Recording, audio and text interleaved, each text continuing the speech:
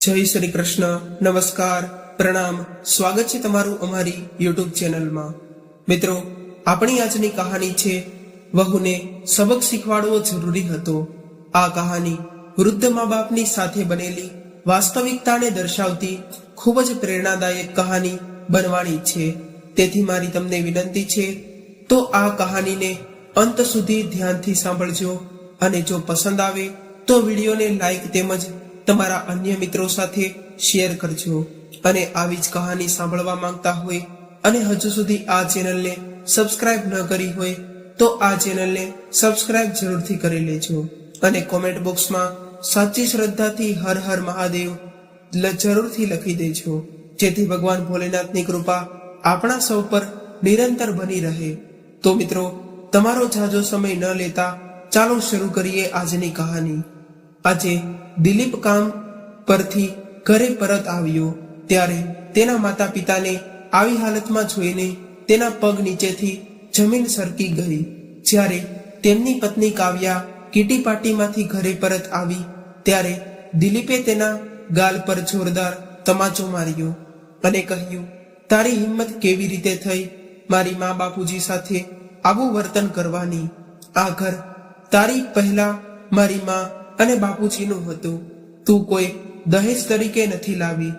દિલીપ કાવ્યાને બૂમ પાડી અને બોલ્યો, હું ઘણા સમયથી તારી આ ગેરવર્તણૂક સહન કરતો હતો, કારણ કે મેં એવું વિચાર્યું હતું કે થોડા દિવસોમાં તું મારા માતા પિતા સાથે એડજસ્ટ થઈ જઈશ અને તારા પોતાના માતા પિતાની જેમ તેમને પ્રેમ અને સન્માન કરવા લાગીશ, કારણ કે દરેક સંબંધમાં થોડો સમય જરૂર છે અને તે તો મારા ગયા પછી મારી મા અને બાપુજીની હાલત નોકર કરતા પર વધારે ખરાબ કરી દીધી અને તે તેમની પાસે એક એક પૈસાનો હિસાબ માંગ્યો।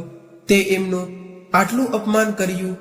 કાવ્યા, તું મારી એક વાત કાન ખુલ્લા રાખીને સાંભળી લે, તેઓ આ ઘરના તેમના પુત્રની કમાણી ખાય છે, તારા પપ્પાનો નહીં। હવે જલ્દીથી તારો સામાન પેક કર અને આ ઘરમાંથી ચાલતી પડ। દિલીપે ગુસ્સામાં ગર્જના કરીને કાવ્યને કહ્યું અને હાથ જોડીને તેની માતા પિતાને માફી માંગવા લાગ્યો। ખરેખર ગીતાજી અને મગનજી પહેલા તેમના ગામમાં રહેતા હતા। એક દિવસ ગીતાજીની તબિયત એટલી બગડી ગઈ હતી કે તેને હોસ્પિટલમાં દાખલ કરવા પડ્યા। હોસ્પિટલમાં ડોક્ટરે તપાસ કર્યા બાદ જાણવા મળ્યું કે તેને હાર્ટ એટેક આવ્યો હતો। હોસ્પિટલમાં તેમનો ઈલાજ કરવામાં ઝાઝો ખર્ચ આવે તેમ હતો અને મગનજી પાસે પત્નીની સારવાર કરાવવા માટે પૂરતા પૈસા ન હતા। તેથી તેમણે તેમના પુત્ર દિલીપને ફોન કરીને કહ્યું, દીકરા દિલીપ, તારી માતાની તબિયત ખૂબ જ ખરાબ થઈ ગઈ છે, તેમને હાર્ટ એટેક આવ્યો છે અને હોસ્પિટલમાં દાખલ છે। આ સાંભળીને દિલીપ સ્તબ્ધ થઈ રહ્યો અને તે ભાવુક થઈ ગયો અને બોલ્યો, પપ્પા, આ બધું કેવી રીતે થયું અને તમે મને પહેલા કેમ ન કહ્યું? દીકરા, આજે સવારે જ તારી માતાને શ્વાસ લેવામાં તકલીફ થવા લાગી હતી, તેથી તેમને હોસ્પિટલમાં લઈ જઈને તપાસ કરાવી ત્યારે ખબર પડી કે તેને હાર્ટ એટેક આવ્યો છે। ડોક્ટરે પૂરા 3 લાખ રૂપિયાનો ખર્ચ બતાવ્યો છે। દીકરા, તને અહીંયા આવવાની તસ્દી ન લેશે, બની શકે તો થોડા પૈસા મોકલી આપો।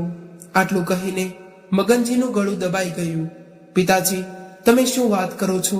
તમે આ સમયે ત્યાં એકલા છો અને હું અહીં। પપ્પા, તમે ડોક્ટર પાસે જઈને તેમને કહો કે મારી માતાની સારવાર શરૂ કરે। હું શક્ય તેટલી વહેલી તકે ત્યાં પહોંચું છું અને તમે જરાય ચિંતા ન કરશો, નહીં મારી માતા સંપૂર્ણ રીતે ઠીક થઈ જશે।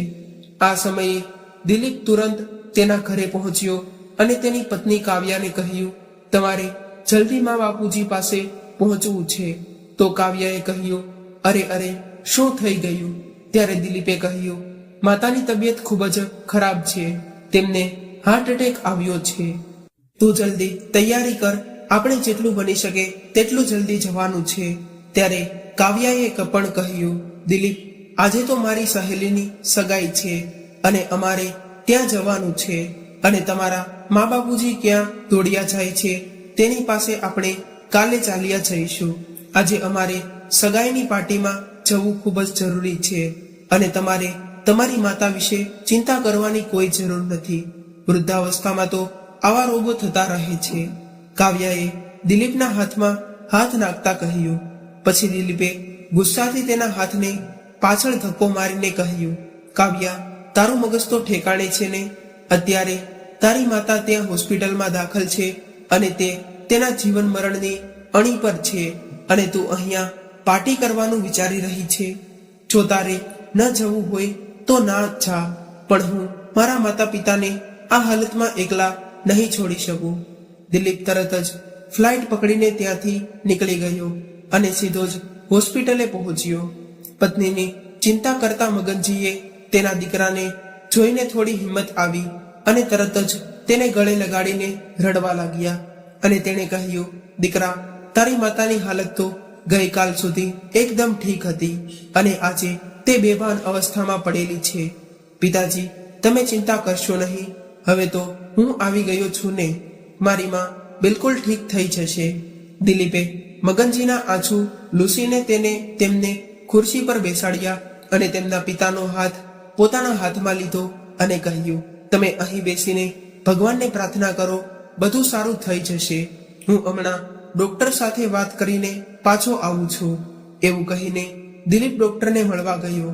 પછી ડોક્ટરને મળ્યો અને તેને કહ્યું કે ડોક્ટર સાહેબ, હું મારી માતાના ઈલાજ માટે ગમે તેટલી રકમ ચૂકવી શકીશ, પણ મારી માતાને કંઈ ન થવું જોઈએ. તો ડોક્ટરે દિલીપને સાંત્વનતા આપતા કહ્યું, તમે ચિંતા ન કરશો, નહીં ઓપરેશન પછી ગીતાજી સંપૂર્ણ સ્વસ્થ થઈ જશે. ત્યારબાદ ડોક્ટર સાહેબ ગીતાજીના ઓપરેશન થિયેટરમાં ગયા અને ગીતાજીનું ઓપરેશન 1 કલાક સુધી ચાલ્યું. જ્યારે ડોક્ટર સાહેબ બહાર આવ્યા ત્યારે તેમણે દિલીપને જણાવ્યું કે તમારી માતાનું ઓપરેશન સક્સેસફુલ થઈ ગયું છે. હવે તે 1 થી 1.5 કલાક સુધીમાં ભાનમાં આવી જશે અને થોડા જ દિવસોમાં તે સંપૂર્ણ સ્વસ્થ થઈ જશે. થોડા દિવસો હોસ્પિટલમાં રહ્યા બાદ ગીતાજી સંપૂર્ણ સ્વસ્થ થઈ ગયા અને તેમને હોસ્પિટલમાંથી રજા આપવામાં આવી. આ દરમિયાન દિલીપ ત્યાં રહીને તેની માતાની ખૂબ સેવા પણ કામમાં, કારણ કે તેમણે તેમની ઓફિસમાંથી સતત ફોન આવી રહ્યા હતા. મગનજી એના પુત્રને કહ્યું, દીકરા, હવે તારી માતા એકદમ ઠીક છે, તું તારા કામે પાછો જતો રહે.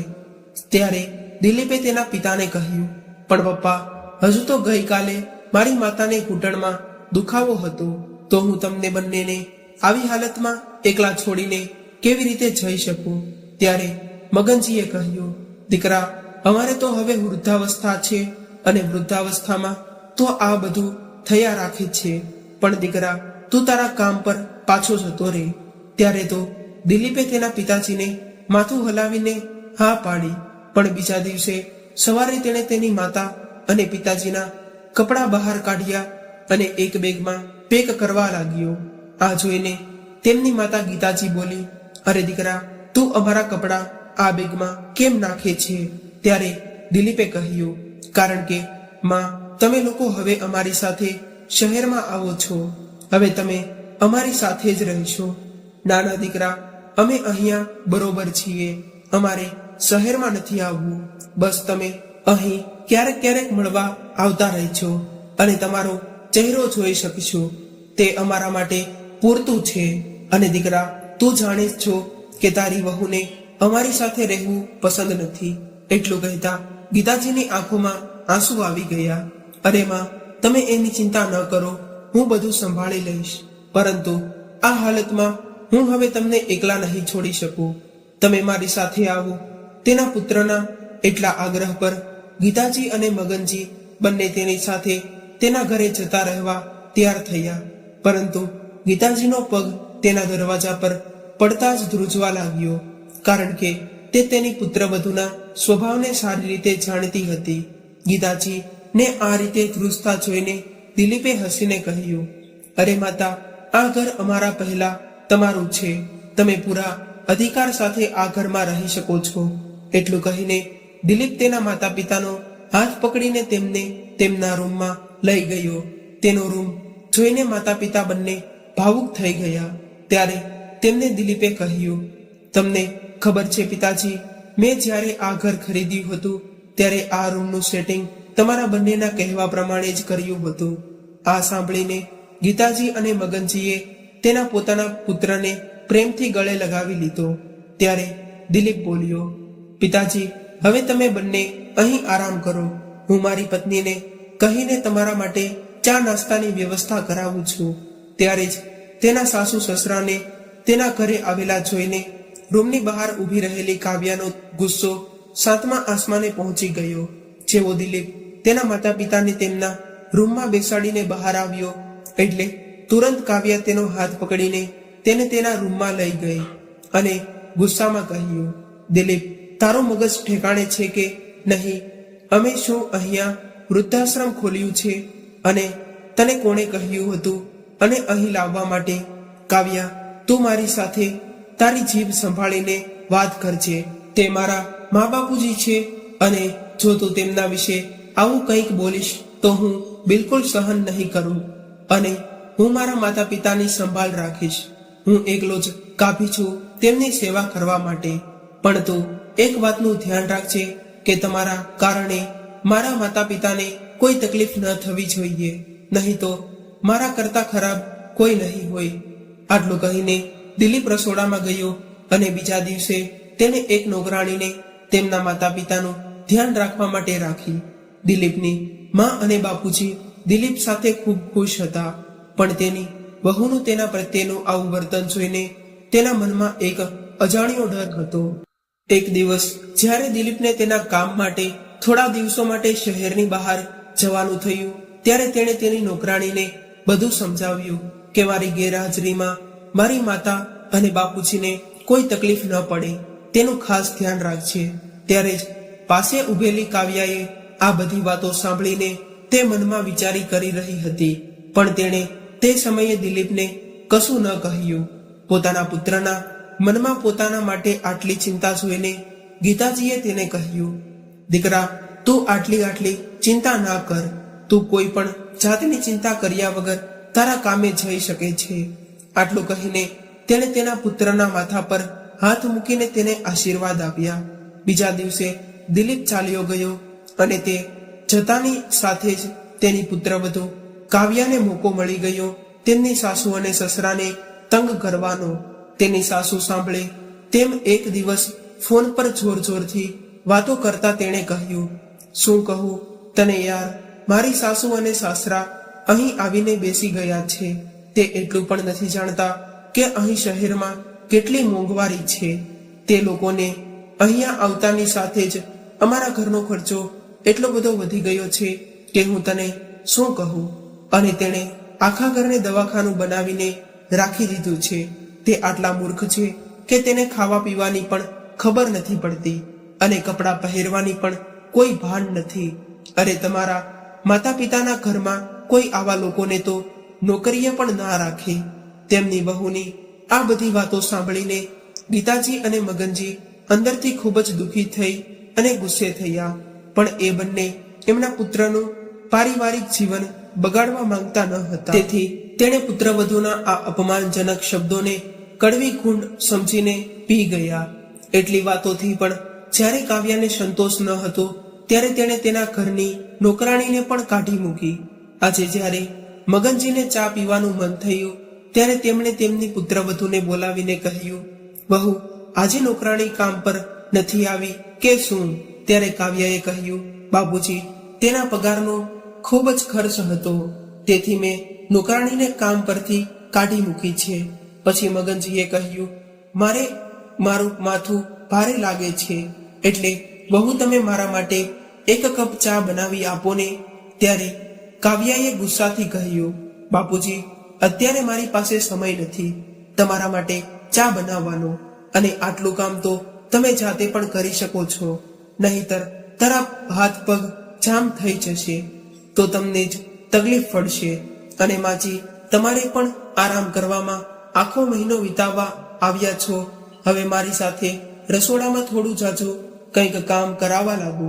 ત્યારે મગનજીએ કહ્યું, બહુ, દીકરા, જે પણ કામની જરૂર હોય તે મને કહો. તારી સાસુની તબિયત હજુ બિલકુલ ઠીક નથી થઈ અને તે અત્યારે ખૂબ ચાલી પણ નથી શકતી. હા, તમે બંને અહીંયા મફતની રોટલી તોડવા આવ્યા છો. કોઈ કઈ કામ સિંધે તો ત્યારે તમારા બહાના બનાવવા લાગે છે. લ્યો આ થેલી અને બજારમાં જાઓ શાકભાજી લેવા, અને હા, તાજી શાકભાજી લાવજો અને લાવીને તેને સારી રીતે ધોઈ અને ફ્રીજમાં રાખી દેજો. ત્યારે મગનજીએ થેલી પકડી અને શાકભાજી ખરીદવા માટે ગયા. શાકભાજી ખરીદીને પરત ફરતી વખતે લાંબા સમય સુધી ચાલવાને કારણે તેને શ્વાસ લેવામાં તકલીફ થવા લાગી અને જ્યારે તે થાકીને ઘરે પહોંચ્યા ત્યારે તેને તેની વહુને કહ્યું, વહુ, મને એક ગ્લાસ પાણી આપો. આ સાંભળીને તેની પુત્રવધુએ કહ્યું, બાપુજી, હું તમારી નોકરાણી નથી કે તમે મને ઓર્ડર કરી રહ્યા છો. તમે શાકભાજી લાવીને મારા પર કોઈ ઉપકાર નથી કર્યો. તમે અહીં રહેશો તો તમારે કામ તો કરવું જ પડશે અને તમારે જે જોઈએ તે તમારા હાથે લઈ લ્યો. આટલું કહીને કાવ્યાએ નાસ્તો લીધો અને રૂમમાં ચાલી ગઈ. મગનજી આ બધી વાતો સાંભળીને આશ્ચર્યચકિત થઈ ગયા અને હવે તેમને સમજાઈ રહ્યું હતું કે આ ઘરમાં તેમની કોઈ જગ્યા નથી. તે પોતે લડથાતા પગલાએ સાથે રસોડામાં ગયા અને પાણીનો ગ્લાસ પીધો. પછી તેમના રૂમમાં જ તે સૂઈ ગયા. ગીતાજી તેની પુત્રવધુની આ બધી વાતો પોતાના રૂમમાં સૂતા સૂતા સાંભળી રહ્યા હતા. જ્યારે મગનજી રૂમમાં પહોંચ્યા ત્યારે તેમણે જોયું કે ગીતાજીની આંખોમાંથી આંસુ વહી રહ્યા હતા. ત્યારે તેમની પત્નીના ખંભા પર હાથ મૂક્યો અને કહ્યું, તું બિલકુલ ચિંતા ન કર, અમારો પુત્ર આવી જશે એટલે બધું જ બરાબર થઈ જશે. તે આપણી સાથે હશે, પછી આપણે ચિંતા કરવાની કોઈ જરૂર નથી. ગીતાજીથી હજી પણ કામ થઈ શકતું ન હતું. હાથ પગ અને સાંધામાં ખૂબ જ દુખાવો થતો હતો. આજે બપોર થવા આવ્યા હતા પણ મગનજી અને ગીતાજીએ હજુ સુધી નાસ્તો નહોતો કર્યો અને જ્યારે રસોડામાં જોઈને જોયું તો તેમની પુત્રવધુએ ખાવાનું પણ બનાવ્યું ન હતું. ત્યારે મગનજીએ જાતે જ પોતાના માટે અને પોતાની પત્ની માટે ભોજન બનાવ્યું અને તેની રૂમમાં જઈને તેમની પત્નીને ખવડાવ્યું. આ જોઈને તેની પુત્રવધુ તેના રૂમની બહાર આવી અને બૂમો પાડવા લાગી, આ શું છે? તમે લોકોને જરાય શરમ નથી આવતી? મારું આખું ઘર રસોડું બગાડી નાખ્યું છે. મારે મારું રસોડું સાફ કરવું પડશે. તો મગનજીએ કહ્યું, વહુ દીકરા, તમે ચિંતા ના કરો, હું આખું રસોડું જાતે જ સાફ કરી દઈશ. આટલું કહીને મગનજીએ આખું રસોડું અને વાસણો સાફ કરી દીધા. બપોરનું થોડું ખાવાનું પડ્યું હતું એટલે સાંજે એ બંનેએ એ જ ભોજન કરી લીધું. દિલીપ તેની માતાને અને પિતાજીને રોજ સવાર સાંજ તેમની હાલત પૂછવા ફોન કરતો હતો, પરંતુ તે બંનેએ ક્યારેય તેની પુત્રવધુની ફરિયાદ તેમના પુત્રને ન કરી અને હંમેશા કહેતા હતા કે દીકરા, તારે ચિંતા કરવાની કોઈ જરૂર નથી, તું ફક્ત તારા કામમાં ધ્યાન રાખજે. બીજે દિવસે સવારે તેની પુત્રવધુએ શાકભાજી લાવવા માટે 200 રૂપિયા અને થેલી આપતા કહ્યું, બાપુજી, બધી શાકભાજીનો હિસાબ એક કાપલી પર લખીને લાવજો. ત્યારે મગનજી ચૂપચાપ થેલો લઈને ચાલ્યા ગયા. શાકભાજી વેચવાવાળાએ મગનજીને શાકભાજીની થેલી પકડાવી ત્યારે મગનજીએ કહ્યું, ભાઈ, એક કામ કરો, મને એક કાગળ પર બધી શાકભાજીનો હિસાબ લખીને આપો. ઠીક છે બાપુજી. આટલું કહીને શાકભાજી વાળા ભાઈએ નજીકમાં પડેલા એક કાગળ પર તમામ શાકભાજીની કિંમત લખીને મગનજીને આપી દીધી. ત્યારે મગનજી વિચારવા લાગ્યા કે સારું છે કે કાગળ પર બધી શાકભાજીની કિંમત અને વજન લખેલું છે, તેથી મારી પુત્રવધુને મારા પર કોઈ શંકા નહીં રહે. આટલી કડકચરથી શિયાળાની ઠંડીમાં વહેલી સવારે શાકભાજી લઈને વખતે મગનજીની હાલત બગડી ગઈ. તેમણે લાગ્યું કે જાણે હાથ પગ સુન્ન થઈ ગયા છે. રસ્તામાં તેમને એક ચાની દુકાન જોઈને તો ત્યારે તે ત્યાં ઊભા રહી ગયા અને તેમણે એક કપ ચા પીધો. તેને જોયું કે નજીકમાં આગ સળગી રહી હતી, તેથી તે થોડીવાર ત્યાં બેસીને હાથ પગ અગ્નિમાં શેક્યા. તેથી તેને ઠંડી થોડી રાહત મળી અને જ્યારે તે શાકભાજી લઈને ઘરે પહોંચ્યા અને બધી જ શાકભાજી ધોઈને તેમણે ફ્રીજમાં મૂકી અને કહ્યું કે વહુ, બધી શાકભાજી આવી ગઈ છે અને મેં તેને ધોઈને ફ્રીજમાં રાખી દીધી છે. પણ પુત્રવધુ તરફથી કોઈ અવાજ ન આવ્યો. કદાચ તે ફરીથી સૂઈ ગઈ હશે. ઘરે પહોંચ્યા પછી મગનજીને ફરીથી ચા પીવાનું મન થયું. તેથી તેઓએ તેમની માટે અને પોતાની પત્ની માટે ચા બનાવી અને તેમના રૂમમાં ગયા. જ્યારે તેમને ચા પહેલી ચૂસકી લીધી જ હતી ત્યારે તેમની પુત્રવધુ કાવ્યા જોર જોરથી બૂમો પાડવા લાગી અને આખું ઘર ઊંચું લીધું અને ખબર હતી તમને આ ઉંમરે ચોરી કરતા શરમ ન આવી? મેં શાકભાજી લેવા જે પૈસા આપ્યા હતા તેમાંથી 10 રૂપિયા વધ્યા હતા, તે ક્યાં ગયા? ત્યારે મગનજીએ કહ્યું, ના વહુ, હું વહેલી સવારે શાકભાજી ખરીદવા ગયો હતો, તેથી ઠંડીને કારણે મારા હાથ પગ ઠંડા પડી ગયા હતા. તેથી મેં તે 10 રૂપિયાની ચા રસ્તામાં એક ચાની દુકાન પર ચા પીધી હતી. આ તમે ચા ઘરે આવીને નહોતા પી શકતા? તમારે ત્યાં દુકાન પર ચા પીવાની શું જરૂર હતી? એક તો તેના પુત્રને આ બંનેને લાવીને મારા માથા પર બેસાડ્યા છે અને તે પોતે ગાયબ થઈ ગયા છે.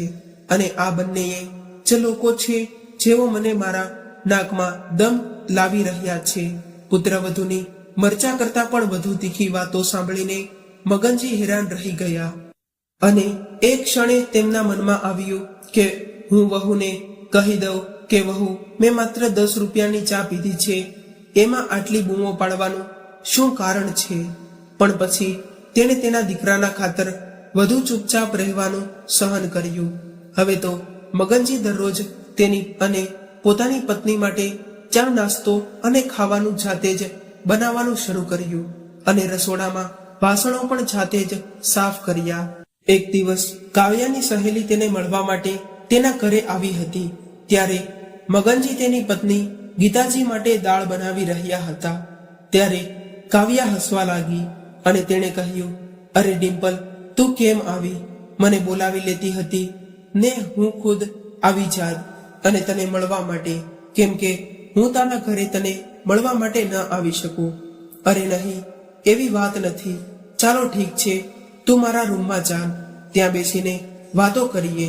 કાવ્યા ઝડપથી તેની સહેલીનો હાથ પકડીને તેના રૂમમાં લઈ ગઈ, જેથી તેની નજર તેના સસરા ઉપર ન પડે. બંને બેસીને એકબીજા સાથે વાતો કરી રહ્યા હતા.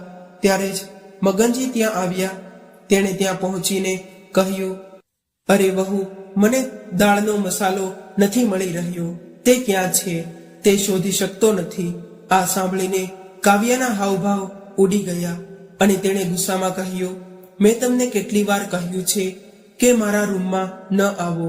મારી પણ પોતાની અંગત જિંદગી છે. શું તમને આ વાત સમજવામાં નથી આવતી? હવે જાઓ અહીંયાથી. પછી તેની સહેલી ડિમ્પલે કાવ્યાને પૂછ્યું, આ વૃદ્ધ કોણ છે? મેં તેને તારા ઘરે પહેલા ક્યારે નથી જોયા. અરે એવું કંઈ નથી, તે અમારો નવો નોકર છે. તે હમણાં જ આવ્યો છે, તેથી તેને ખબર નથી કે કઈ સામગ્રી ક્યાં રાખવાની છે. તું તેમની વાત છોડી દે અને મારી વાત સાંભળ. જ્યારે મગનજીએ તેમની વહુના આ શબ્દો સાંભળ્યા ત્યારે તેને પોતાના કાન પર વિશ્વાસ ન આવ્યો. ત્યારે જ કાવ્યાએ પાછળથી અવાજ કર્યો, સાંભળો, મારા માટે અને મારી સહેલી માટે 2 કપ કોફી બનાવો. તેમની વહુની આ વાત સાંભળીને મગનજીએ તેમના માટે ચૂપચાપ કોફી બનાવી અને તેણે તેની વહુ પાસે રાખી ને તે પાછા ત્યાંથી આવી ગયા અને ગીતાજી માટે ઘી વગરનો શીરો બનાવી અને તેના રૂમમાં ગયા. રૂમમાં જતા જ ગીતાજીએ તેના પતિને પૂછ્યું કે શું થયું, પુત્રવધુ કેમ બૂમો પાડી રહી હતી. ત્યારે મગનજીએ કહ્યું, અરે ગીતા, એવી કાંઈ વાત નથી, તું શીરો ખાઈ લે અને પછી આરામ કર. થોડી વાર પછી કાવ્યા ગુસ્સામાં બૂમો પાડતી આવી અને કહ્યું કે જો તમને કોફી બનાવતા નથી આવડતું તો તમે બનાવી નહોતા શકતા. અમારો કોફીનો ટેસ્ટ બગાડી નાખ્યો. ત્યારે ગીતાજીએ વહુને પ્રેમથી પૂછ્યું, શું થયું? તો તેણે કહ્યું, તમે તો ચૂપ જ રહો. તમે તો નથી કામના કે નથી કાજના. તમે તો છો દુશ્મન અનાજના. ત્યારે જ તો હું બહાર જાઉં છું. મારી સહેલી સાથે પણ પાછા આવ્યા પછી હું તમને બંનેને જોઈ લઈશ. અને હા, મારા આવ્યા પહેલા આ ઘર સાફ થઈ જવું જોઈએ. આટલું કહીને કાવ્યા તેની સહેલી સાથે નીકળી ગઈ. તેની વહુની આવી વાતો સાંભળીને ગીતાજી ડરવા લાગી. ત્યારે મગનજી બોલ્યા, અરે ગીતા, તું દરેક વાતમાં રડવા લાગી જા છો. તું તારી તબિયતનો તો વિચાર કર. જો હું થોડું કામ કરું છું તો તેમાં કંઈ ખોટું નથી થયું. તું જ કહે છે કે માણસના હાથ પગ ચાલે ત્યાં સુધી કામ કરતું રહેવું જોઈએ, નહીંતર તો શરીર ભરાઈ જાય છે અને રોગો પણ થઈ જાય છે. આમ કહીને મગનજીએ ગીતાજીના આંસુ પહોંચ્યા અને તેમને ધાબળો ઓઢાડીને તે આરામ કરવાનું કહ્યું અને પોતે વાસણો સાફ કરવા લાગ્યા. રસોડામાં ગયા અને ઠંડીમાં પાણીથી વાસણો સાફ કરતી વખતે તેમના હાથ ધ્રુજતા હતા. ત્યારે થોડીવાર પછી અચાનક દિલીપનો અવાજ આવ્યો, મા બાપુજી, તમે ક્યાં છો? જુઓ, હું તમારા બંને માટે શું લાવ્યો છું. દિલીપ દોડતો દોડતો તેના રૂમમાં પહોંચ્યો અને તેની માતાના ચરણ સ્પર્શ કરીને બોલ્યો, મા, તમે કેમ છો? તમારી તબિયત કેવી છે? ત્યારે તેના દીકરાને સામે જોઈને ગીતાજીની આંખોમાં આંસુ ભરાઈ ગયા. ત્યારે દિલીપજી બોલ્યા, માં, જો હું તમારા માટે મુંબઈથી શું લાવ્યો છું. જો તારા માટે ખૂબ જ સુંદર ધાબળો અને બાપુજી માટે સારી ગુણવત્તાનું સ્વેટર લાવ્યો છું. પણ બાપુજી ક્યાં છે? ઘરમાં બધે જોઈ લીધું, પણ ઘરમાં ક્યાંય દેખાતા નથી. તેમના પુત્રનો પ્રશ્ન સાંભળીને ગીતાજી પોતાની જાતને રોકી ન શક્યા. તેમની આંખોમાંથી આંસુ વહી રહ્યા હતા.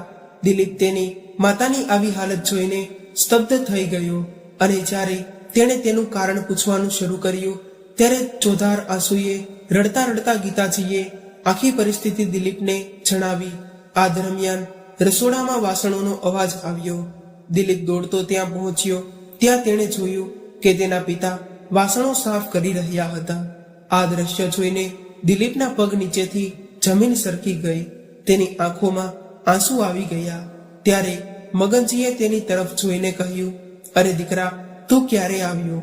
બાપુજી, મારું કામ વહેલું પૂરું થઈ ગયું હતું એટલે વહેલો આવી ગયો, એમ કહીને તેમણે તેમના પગને સ્પર્શ કર્યો.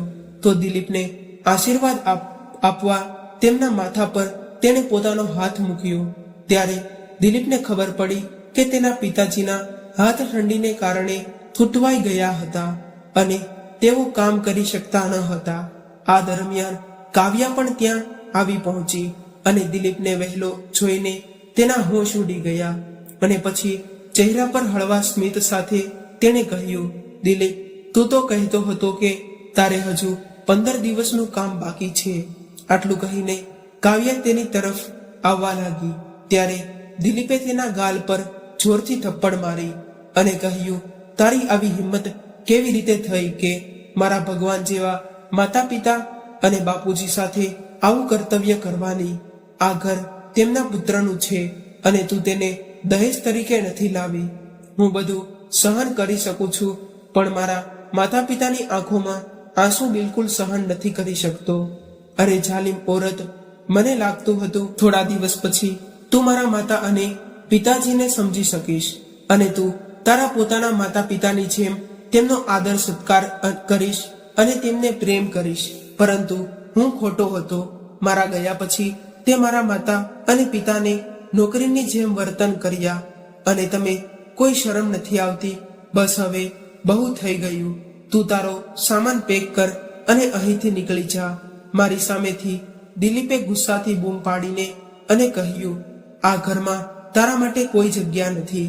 આ સાંભળીને કાવ્યા દિલીપના પગમાં પડી ગઈ અને માફી માંગવા લાગી. અને તમે આવું કેવી રીતે કહી શકો મારી સાથે? તમે તો મને પ્રેમ કરો છો.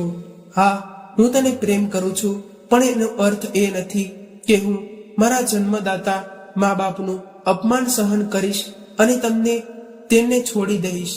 મેં વિચાર્યું હતું કે એક દિવસ તું મારી મા અને બાપુજીને સમજી શકીશ, પણ તારા જેવી સ્ત્રીઓ હસતા ખેલતા પરિવારને બરબાદ કરી નાખે છે.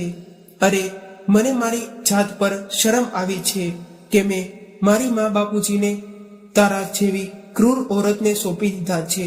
આટલું કહીને દિલીપની આંખોમાં આંસુ આવી ગયા અને તેમના માતા પિતા સામે હાથ જોડીને તેણે કહ્યું, મને માફ કરી દેજો. આજ પછી હું અહીં છું ત્યાં સુધી તમને બંનેને કોઈ તકલીફ નહીં પડે. પછી કાવ્યાએ તેના સસરાના શબ્દો સાંભળી અને કહ્યું, માજી, બાપુજી, મને માફ કરી દો. મારાથી ખૂબ મોટી ભૂલ થઈ ગઈ છે. અજાણતા મેં તમારી સાથે ખૂબ જ ખરાબ વર્તન કર્યું છે. પછી ગીતાજી બોલ્યા, દીકરા, પુત્રવધૂને માફ કરી દે. લડાઈ ઝઘડો ક્યાં ઘરમાં નથી થતો. પણ દિલીપે તેમની માતાની વાત ન માની અને પત્નીનો હાથ પકડીને તેને ઘરની બહાર કાઢી મૂકી. મગનજીએ તેને રોકવાનો પ્રયત્ન કર્યો, પણ દિલીપે કહ્યું, ના પપ્પા, હવે તમે આટલું નહીં કરશો. જો હું આજે તેને માફ કરીશ તો જે મહિલાઓ પોતાના સાસરિયાઓ સાથે આવું વર્તન કરે છે તે ક્યારેય પાઠ શીખી શકશે નહીં.